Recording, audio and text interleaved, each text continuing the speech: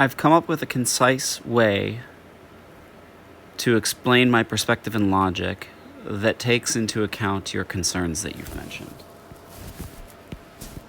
So if we imagine that we have a vector that can rotate counterclockwise from the x-axis,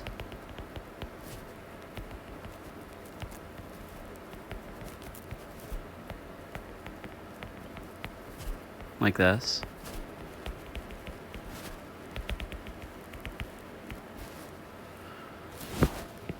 When I view problems, what I do is I hold my perspective at the rotation away from the x-axis counterclockwise as a measure of degrees.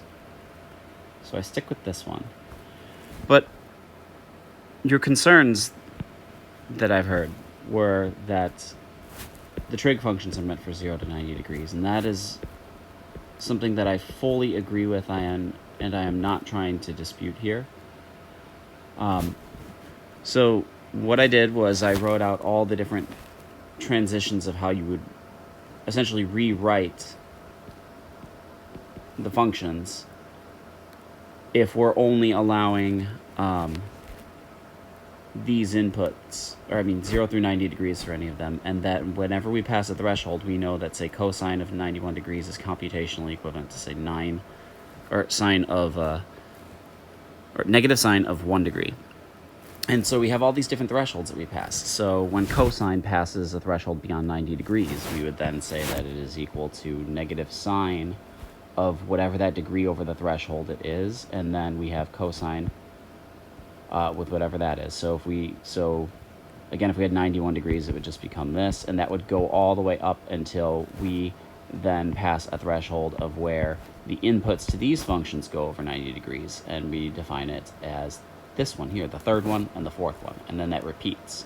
And so you can think of these matching up to the quadrants. I have quadrant 1, quadrant 2, 3, and 4. And so as this vector falls into one of the quadrants, this is how we would write a way to represent it. This is the way that I believe you want to see it. So for example, when I write, if I were to write a vector like this, so let's put 220 degrees. So when I write a vector like this, I am saying that it is a measure rotated away from the x-axis counterclockwise. But what you would like to see, what I think you would like to see instead, is you want me to write the following. So this would be negative cosine of 40 degrees and negative sine of 40 degrees. So that this way, the inputs adhere to your perspective. And so, oh wait, I forgot to mention that one other thing here. So these guys here. So when I measure things in terms of degrees rotated away from the positive x-axis, I believe that the perspective that you have is that once you rotate more than 90 degrees, we update our perspective and we say that it's a rotation away from the positive y-axis. And then once we pass the threshold of 90 degrees rotated counterclockwise away from the y-axis, we would then say it is a rotation away from the negative x-axis, and then we would eventually say it's a rotation away from the negative y-axis. And if we were to pass the threshold on quadrant 4, it would just loop back over to quadrant 1. So you would be going 1, 2, 3, 4. This would be the transition of state for if we're going counterclockwise. And if we're going clockwise, it would go 1, 4, 2, 3. And so the reason why there's another reason why I also just stick to writing it this way and let the computations happen behind the scenes for me. So whenever I'm using a tool such as Desmos or Grapher, if I had a slider, and let this represent the slider in Desmos, and I wanted to slide, let's say we want to slide more towards the 360 degrees to rotate that vector into different quadrants.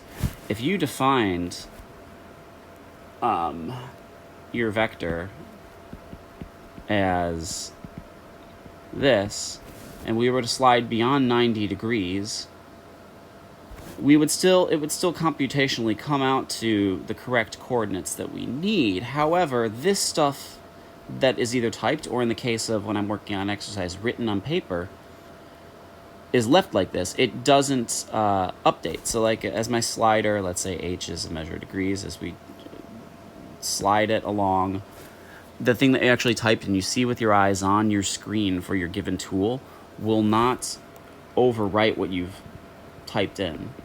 So I'm going to add in a little Desmos thing showing that, but there is one last random thing I wanted to mention. In a previous video, I had said that we would have 2 to the n minus 1 possible states. It's actually not that. It's 2 to the n because it's dependent upon quadrants. So in 3 space, we have 8 quadrants. Is not of importance. That's just doing conversions of rads to degrees. This allows the line to rotate, and this is logic so that we can have the coordinates at any given point for whatever degree changes we have. So if we look here, and we're measuring from the origin to the point as being our vector, and we raise the number of degrees, we can see that we have 3 degrees away from the positive x-axis. And as we continue to increase degrees, we rotate counterclockwise along a radius of 1 here. And so again, from here to the origin, we can think of that as just being our vector. Ignore the part out here and the part out here. And so then we can rotate it all the way around to 360 degrees. So we have a measure of r theta. R, in this case, for this exact one I picked, is r of 1. And then you could say it's either 0 or 360 degrees rotated from the x-axis positive. And then we could say that this was a rotation of 220 degrees from the positive x-axis. So we have r is 1, theta is equal to 220.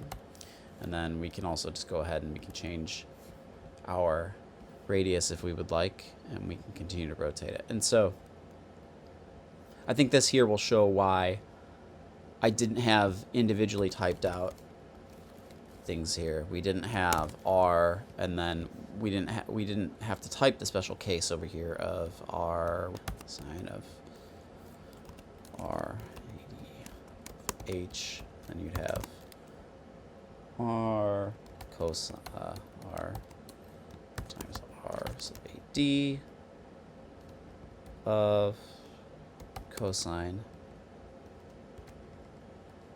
of h. There's a typo somewhere. Oh, right here.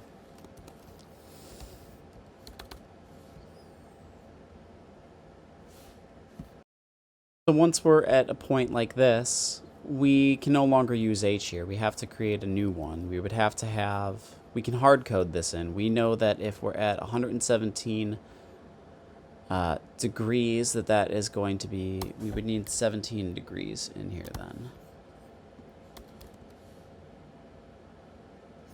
Oh wait, I'm sorry, 27.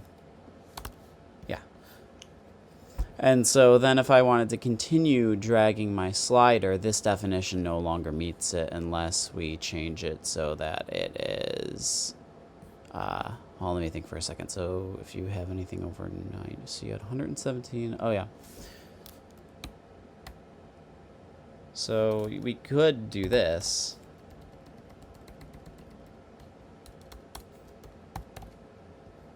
And then they match up. But then as soon as you get to this...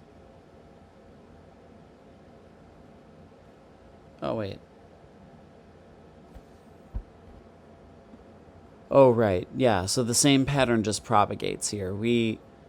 Even though it's still accurate, this function is no longer representative of this quadrant. So then you would have to do this. You would need to have r times negative cosine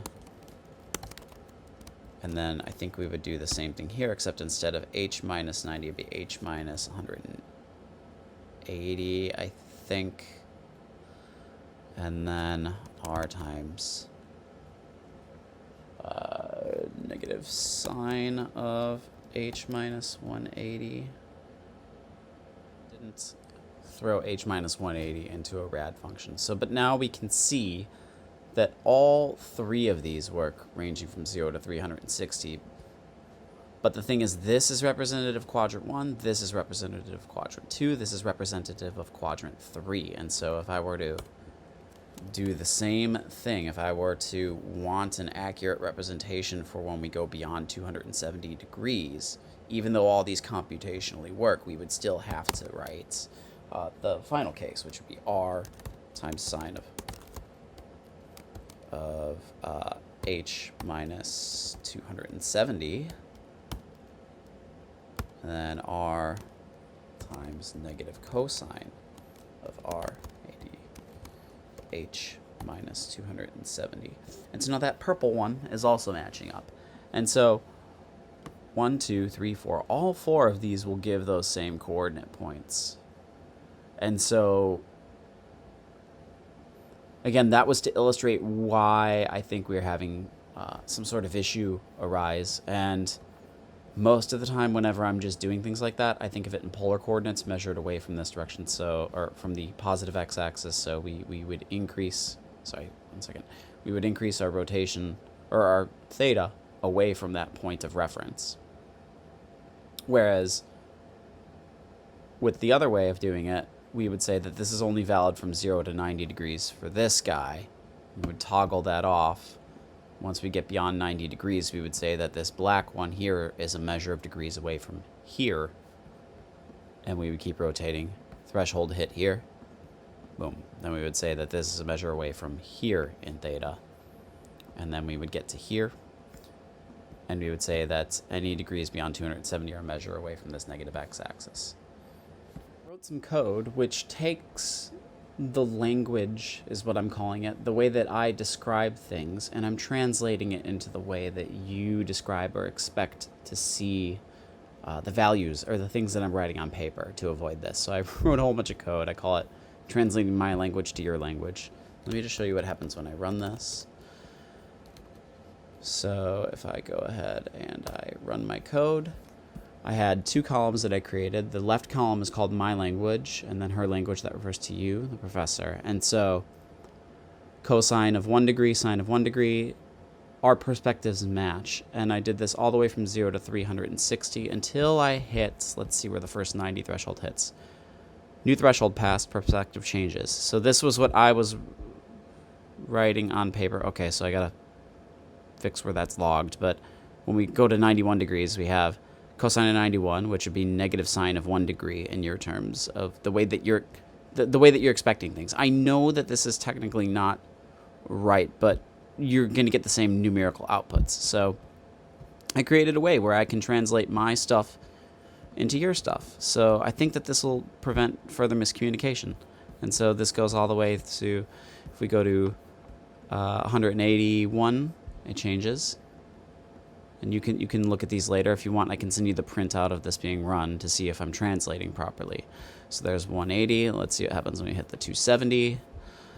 So I'm saying that. But yeah, they're basically just derivatives. So derivative of, well, in this case, it would have been multiple derivatives at this point. So it would be the first, second. Okay, so scratch that because I can't keep track of how many times we went through, but basically each time we hit a new threshold, you're taking the derivative of the previous state.